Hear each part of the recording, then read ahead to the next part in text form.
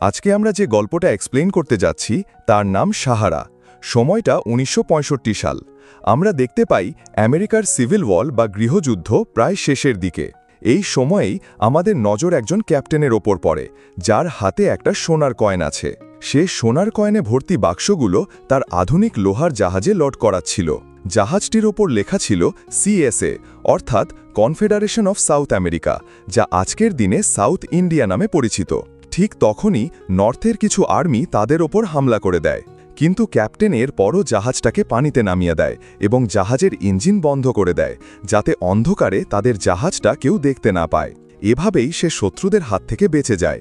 Scene shift হয়ে আজকের সময়ে চলে আসে, যেখানে আমরা WHO একটা ভ্যান দেখতে পাই, যার ভেতরে ডক্টর সোফিয়া বসে আছে। ওরা আফ্রিকার লেগোস শহরে যাচ্ছে, যেখানে একটা রোগ খুব দ্রুত ছড়িয়ে পড়ছে।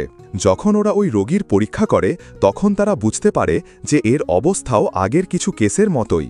তখন রোগীর মা জানায় যে কিছুদিন আগে তার বাবা আর সে দুজনেই মালি গিয়েছিল। সেখান থেকে ফেরার পরেই তাদের এমন অবস্থা হয়েছে। এখন সোফিয়া ওই রোগীকে গাড়িতে বসায় আর তার সিনিয়রকে জানায় যে এই কেসটা মিলিয়ে আমাদের কাছে মোট 6টা কেস হয়ে গেল। আপনি কবে WHO-কে ফাইলটা গেবেন? তখন সিনিয়র জানায় যে এত অল্প কেসে WHO-রা মানবে না, কিন্তু তুমি যেহেতু বলছো আমি পাঠিয়ে দিচ্ছি। সোফিয়া তাদের মালি যাওয়ার কথা বলে, যাতে সে খবর লাগাতে পারে যে ওখানে আসলে কি হচ্ছে এবং সেখান থেকে আসার পর মানুষের কেন এমন রোগ হচ্ছে। কিন্তু ডক্টর তাকে মানা করে, কারণ অর্গানাইজেশন চাইবে না যে তাদের কোনো ডক্টর যুদ্ধের মাঝখানে মারা যাক। আসলে মালিতে সিভিল ওয়ার চলছিল, যার কারণে সেখানে কোনো সাধারণ নাগরিকের যাওয়ার অনুমতি ছিল না। এরই মধ্যে আমরা দেখি যে একজন মুখোশ পরা লোক তাদের ওপর নজর রাখছে। হয়তো তাদের এখানে আসাটা সে পছন্দ করেনি। ওদিকে সোফিয়া বলে যে আমাকে ওই রোগীর বাবার স্যাম্পেল নিতেই হবে, আর এই জন্য সে লাইট হাউসের দিকে রওনা দেয়, যেখানে সে কাজ করত। সেখানে গিয়ে সোফিয়া দেখে যে তার অবস্থাও তার ছেলের মতোই হয়ে গেছে, এমনকি তার জীবনটাও চলে গেছে। তাই সে চুপচাপ স্যাম্পেল নিয়ে বাইরে বেরিয়ে আসে।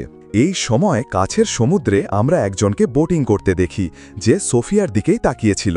কিন্তু এখানে তো ওই মুখোশ পরা লোকটাই তার ওপর হামলা করে দেয় আর তাকে মেরেই ফেলতে যাচ্ছিল, কিন্তু ওই বোটওয়ালা লোকটা এসে তার জান বাঁচিয়ে নেয়। কিন্তু সোফিয়ার দাগটা ওই লোকটা নিজের সাথে নিয়ে যায়, হয়তো সেটার তার বেশি দরকার ছিল। যখন সোফিয়ার জ্ঞান ফেরে, তখন সে নোমা নামের একটা জাহাজে নিজেকে দেখতে পায়, যেটা ছিল একদল আবিষ্কারকের জাহাজ। তখনই আমরা ডাককে দেখতে পাই, এই সেই লোক যে সোফিয়ার জান বাঁচিয়েছিল। সে সমুদ্রের ভেতর থেকে একটা অনেক পুরনো মূর্তি নিয়ে বেরিয়ে আসে আর সোফিয়াকে দেখে বলে, ওহ, তুমি তো একদম ঠিক আছো, কিন্তু ওরা তোমার ব্যাগটা নিয়ে গেছে। সে বলে, এখানে আপনারা কি করছেন, কিন্তু আমি বাড়ি যাব কিভাবে? তখন সে জানায়, তুমি ঘাবড়াও না, তুমি ভালো মানুষের সাথেই আছো। এরই মধ্যে আমরা আলগ্রাকে দেখতে পাই, যে এই জাহাজের মালিক। সে ডাককে বলে, আমাদের এই ট্রেজারটা রাতে হতে চলা মিউজিয়াম পার্টিতে রাখতে হবে, তাই তাড়াতাড়ি এটাকে পরিষ্কার করাও। এরপর আমরা ডাককে একজন নাইজেরিয়ান ডিলারের সাথে কথা বলতে দেখি। ওদিকে পার্টিতে আমরা দেখি যে সবার সামনে ওই ট্রেজারটা ডিসপ্লে করা হয়। এটা আসলে একজন আফ্রিকান রাজার কফিন ছিল, যার দাম হাজার হাজার কোটি টাকা। এটা তাদের জন্য অনেক বড় একটা আবিষ্কার ছিল। ডাক ততক্ষণে ওই ডিলারের কাছে পৌঁছে গেছে এবং সেখানে সে তাকে এমন একটা কয়েন দেখায় যেটার উপর CSA লেখা ছিল। ওটা দেখেই সে সাথে সাথে তার হাত থেকে কয়েনটা নিয়ে নেয় আর বলে, এটা তো আমার বহু বছরের স্বপ্ন, কারণ আজ পর্যন্ত কেউ জানতে পারেনি যে ওই লোহার জাহাজটা কোথায় গেল। কেউ কি সেটাকে লুট করে নিয়েছিল, নাকি লাখ লাখ কোটি টাকার গুপ্তধনের সাথে কোথাও সেটা দফন হয়ে গেছে। বন্ধুরা, এখানে সেই জাহাজের কথাই হচ্ছে যেটা আমরা গল্পের শুরুতে দেখেছিলাম। এদিকে পার্টিতে আমরা ম্যাসকট কোম্পানির মালিককে দেখতে পাই, যে আলগ্রার কন্ট্রাক্ট স্পন্সর করেছিল। মালিতে তার ভালো কন্ট্রাক্ট ছিল, তাই সোফিয়া বলে, আপনি কি আমাকে ওখানে যেতে সাহায্য করতে পারেন?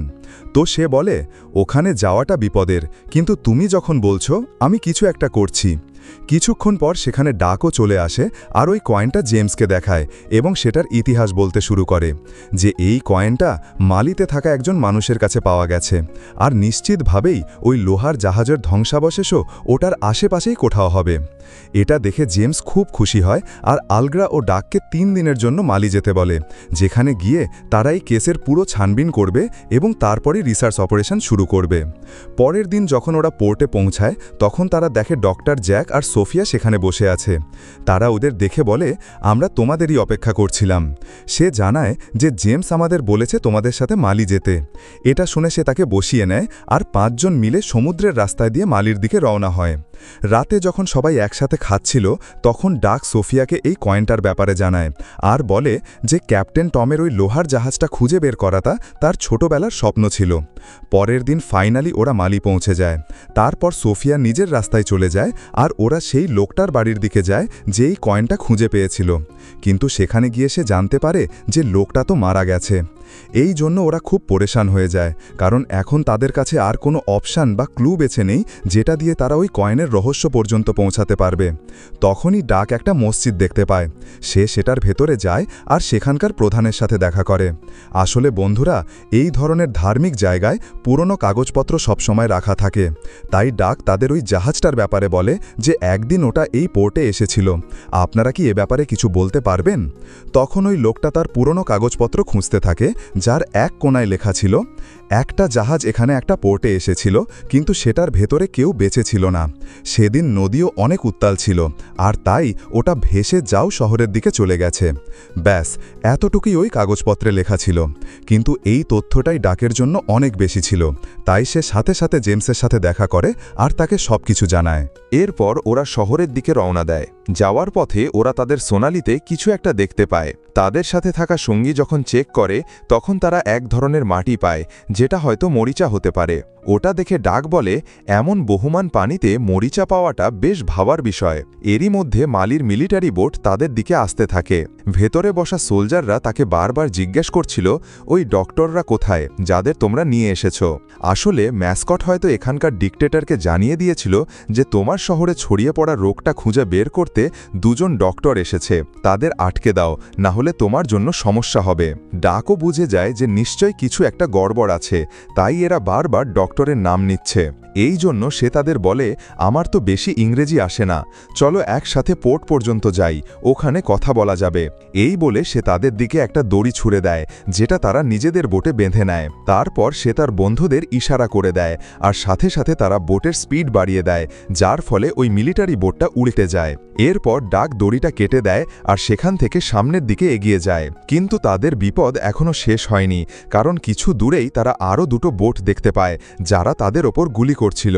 ডাক বুঝে গিয়েছিল যে এখন তাদের ঝাঁপ দিতেই হবে, কিন্তু তার আগে সে বোটের ফুয়েল পাইপটা কেটে দেয় আর ওই মিলিটারি বোটগুলোর কাছে আসার অপেক্ষা করতে থাকে। যেই তারা কাছে আসে 3 জনই পানিতে ঝাঁপ দেয়, আর ওদিকে ওরা বোটের ওপর ফায়ার করতে থাকে, যার ফলে লিক হওয়া ফুয়েল ট্যাঙ্কে আগুন লেগে যায় আর প্রচণ্ড একটা বিস্ফোরণ হয়। সবাই মারা যায়। ওদিকে এই 3 জন পাড়ে থাকা একটা বাড়িতে এসে থামে। এখানে রুডি ডাককে জিজ্ঞেস করে, আমরা কি এখন এই লোহার জাহাজ খোঁজার মিশনটা বন্ধ করে দেব, কারণ বোট তো শেষ? তখন ডাক বলে, আপাতত আমাদের ওই ডক্টরদের জান বাঁচাতে হবে যে কোনো অবস্থাতেই। কিন্তু সে রুডিকে বর্ডার ক্রস করে আলজেরিয়া যেতে বলে, আর সে আর জেমস দুজনই তাদের খুঁজতে বেরিয়ে পড়ে। এদিকে 2 ডক্টর একটা গ্রামে পৌঁছায়, যেখানে কোনো মানুষের চিহ্নই দেখা যাচ্ছিল না। তারা আওয়াজ দেয়, কিন্তু চারদিকে শুধু নীরবতা।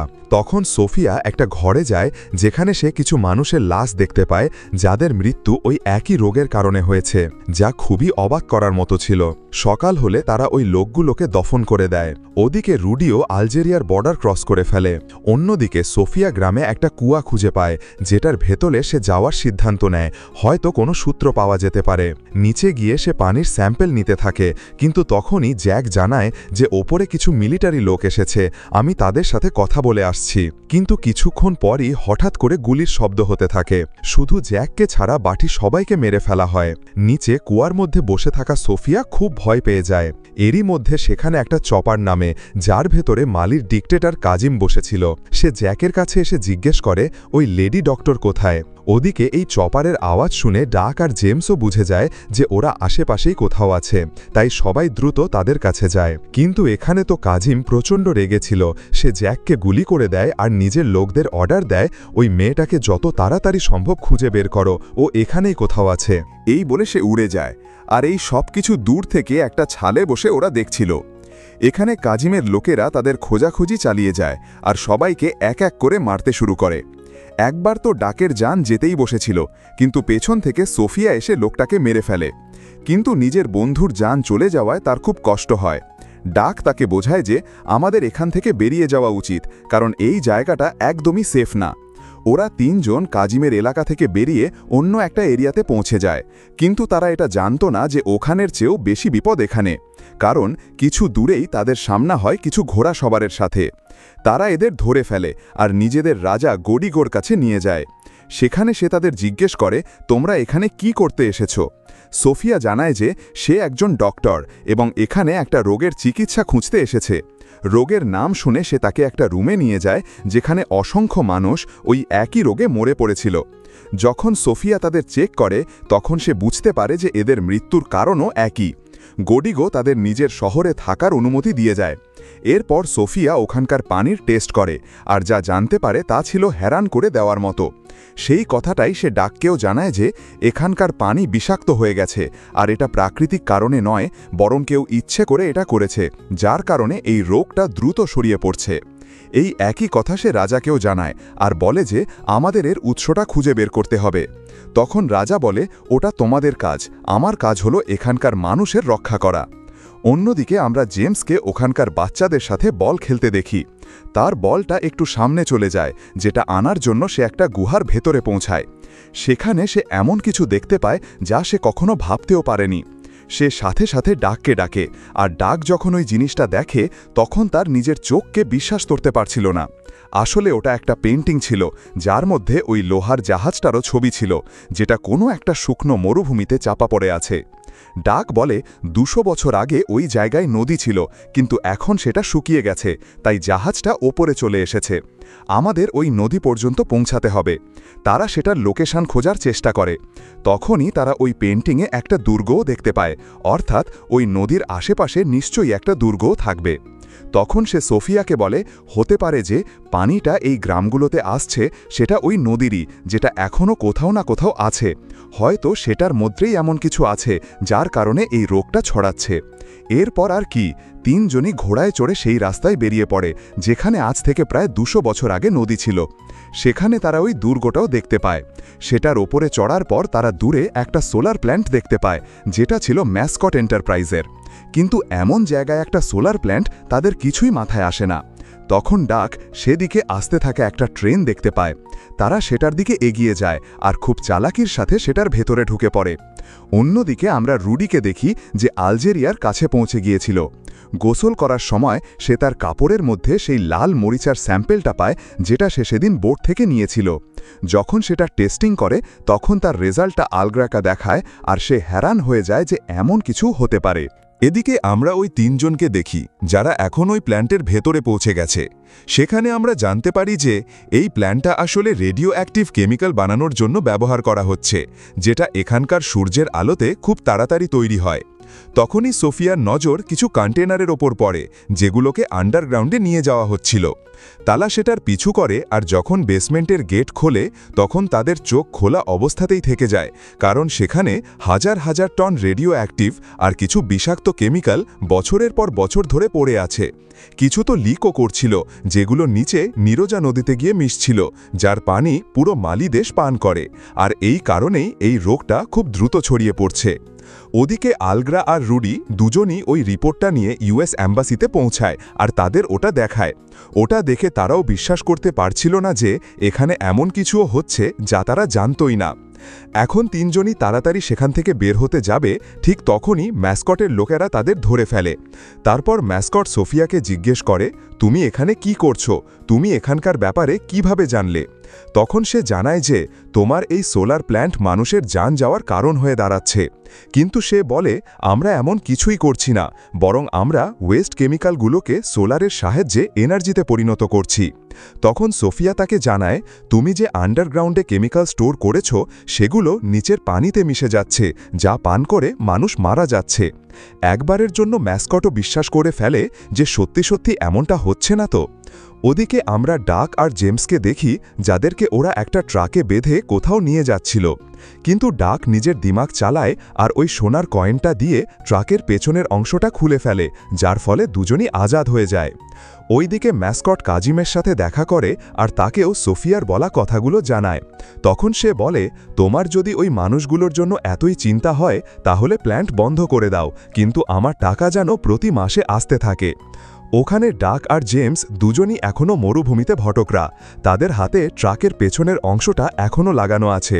ওটা নিয়েই তারা মাইলের পর মাইল হাঁটতে থাকে। কিন্তু মাঝপথে তাদেরও সাহস জবাব দিয়ে দেয়। কিন্তু তাদের কপাল ভালো ছিল। তারা মরুভূমির মাঝখানে একটা ক্র্যাশ হওয়া প্লেন খুঁজে পায়, যেটার টায়ার এখনও ঠিক ছিল। তারা দুজন সেটার ব্যবহার করে আর ওটাকে চালিয়ে দ্রুত সামনের দিকে এগিয়ে যায়। তারা একটা গ্রামে পৌঁছায় যেখানে একটা টেলিফোন পায়। ওটা দিয়ে ডাক আলগ্রাকে কল করে আর তাকে সব কিছু জানায়। তারপর ডাক ওই সোনার কয়েনটা দিয়ে একটা জিপ কিনে নেয়। ওটা নিয়ে সে গডিগোর কাছে পৌঁছায় আর তার লোকদের সাহায্য চায় যাতে সে কাজিমের সাথে লড়তে পারে। কিন্তু তার কাছে এত লোকও নেই আর আধুনিক অস্ত্রশস্ত্রও নেই, তাই সে মানা করে দেয়। কিন্তু নিজের গাড়িটা দিতে রাজি হয়ে যায়, যেটা সে কাজিমের কাছ থেকে কিনেছিল। ওটা নিয়ে ডাক আর জেমস প্ল্যান্টে পৌঁছায়, কিন্তু সেখানে তাদের ভেতরে ঢুকতে দেওয়া হয় না। তারে বন্দুক দেখিয়ে ভেতরে ঢুকে যায়। এদিকে ম্যাসপট জানতে পেরে যায় যে কেউ ভেতরে এসে গেছে। সে সাথে সাথে ওপরের দিকে যায়। এখানে দুজনই প্ল্যান্টের ভেতরে ঢুকে গিয়েছিল, কিন্তু ডাক এটা দেখে হ্যারান যে পুরো প্ল্যান্ট খালি হয়ে গেছে। তখন জেমস বলে, হয়তো সে বিশ্বাস করে ফেলেছে যে তার কারণেই মানুষ মরছে, আর এই খবরটা আমেরিকা পর্যন্ত পৌঁছে গেছে, তাই সেই প্ল্যানটাকে উড়িয়ে দিতে চায়। আমি নিচে গিয়ে ওই বিস্ফোরকটা খোঁজার চেষ্টা করছি। এরই মধ্যে আমরা দেখি যে ওপরে একটা চপার ল্যান্ড করে, যেটাতে ম্যাসকট সোফিয়াকে নিয়ে বসে আছে। তখনই সেখানে ডাক চলে আসে আর তাদের ধরে ফেলে, কিন্তু পেছন থেকে আরেকজন লোক এসে তাকে ধরে ফেলে। সোফিয়াও সময় মতো চপার থেকে ঝাঁপ দেয় আর ওই লোকটাকে মারতে থাকে। ওদিকে নিচে জেমস একটা কন্টেনারের মধ্যে বিস্ফোরকটা খুঁজে পায়, যেটা সে নিজের ব্যাগে রেখে নেয়। এই সময় আমরা চপারে বসা ম্যাসকটকে দেখি যে নিজের প্রোগ্রাম দিয়ে সোলার প্যানেলগুলোকে সূর্যের দিকে ঘুরিয়ে দেয়, যার ফলে সবগুলো সোলার প্যানেল খুব দ্রুত কাজ করতে শুরু করে। কিন্তু জেমসের যোগ্যতার কারণে সেখানে কোনো বিস্ফোরণ হয় না, যা ম্যাসকটও বুঝে যায়। যখন সোফিয়া আর ডাক দুজন মিলে ওই লোকটাকে খতম করে দেয়, তখন তারা সেখান থেকে গাড়ি নিয়ে বেরিয়ে যায়, কারণ তাদের মঞ্জিল এখনও অনেক দূরে। কিন্তু তাদের মাঝে আবারও চলে আসে কাজিম, যে নিজের হেলিকপ্টার থেকে তাদের ওপর গুলি করতে থাকে। তখন ডাক বলে, জেমস, যে বিস্ফোরকটা তুমি নিয়ে এসেছো সেটা বাইরে ছুটতে শুরু করো। সে সেরকমই করে, যার ফলে কাজিমের হেলিকপ্টারটা টার্ন নেয়। কিন্তু বন্ধুরা, তখনই ডাক এমন কিছু দেখতে পায় যা সে আশাও করেনি। সেখানে বিস্ফোরণের কারণে বালি সরে গিয়েছিল, যার ফলে বছরের পর বছর ধরে চাপা পড়ে থাকা সেই লোহার জাহাজটা দেখা যাচ্ছিল। তাই সবাই সেটার ভেতরে লুকানোর জন্য চলে যায়। কিন্তু কাজিম বুঝে গিয়েছিল যে ওরা ভেতরেই আছে, তাই সে সেটার উপর গুলি চালানো শুরু করে। ওদিকে তার ট্যাঙ্কগুলো সেখানে চলে আসে আর হামলা করতে থাকে। এর ঝটকাতে জাহাজের ভেতরে রাখা কিছু বাক্স খুলে যায় আর সেগুলোর ভেতর থেকে সোনার কয়েনগুলো বাইরে পড়তে থাকে। এটা দেখে ডাকের বিশ্বাসই হচ্ছিল না যে ওই কয়েনগুলো এখনও অক্ষত আছে। আর তখনই ওরা সেখানে একটা অনেক পুরনো কামান দেখতে পায়, যেটা তারা চালানোর প্রস্তুতি নিতে শুরু করে।